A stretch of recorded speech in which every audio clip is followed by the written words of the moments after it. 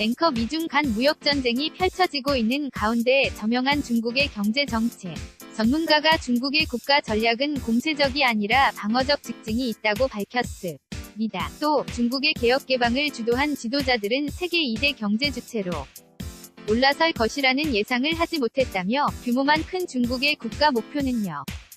전이 빈곤 퇴치라고 강조했습니다. 왕선택 통일외교 전문기자의 보도입니다.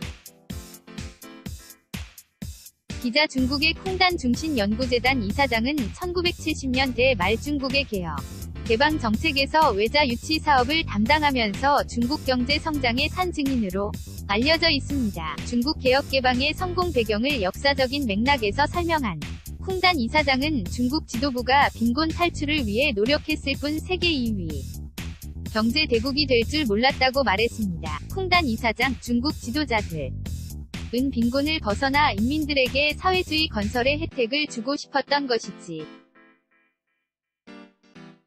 세상의 중심이 되겠다는 생각은 없었습니다. 그러면서 중국 경제는 규모는 크지만 내실로 보면 여전히 강하지 못하고 기술적인 측면에서도 삼류 수준에 불과하다고 평가했습니다. 콩단 이사장, 미국이 첫째 그룹이고 한국이나 일본, 유럽 국가들이 두 번째 그룹이고 중국 위치는 세 번째 그룹 정도에 불과합니다. 중국의 도전 과제도 국내적으로 빈곤 퇴치이고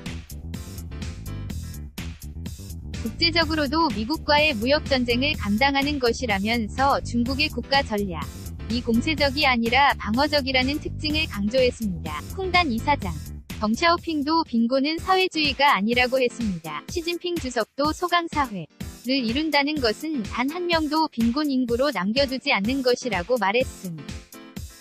콩단 이사장은 1966년부터 10년 동안 진행된 문화 대혁명은 국가와 국민에게 큰 손실을 안겨준 잘못된 정치운동이었지만 긍정적으로 평가할 수 있는 요소도 있었다고 평가했습니다. 특히 문혁은 덩샤오핑 등 개혁개방 지도자들에게 중국이 폐쇄적이고 낡은 길을 벗어나야 한다는 점, 빈곤은 사회주의가 아니라는 교훈을 줬다면서 역사적 발전은 직선이 아니라 곡선이라고 강조했습니다. YTN 왕선택입니다.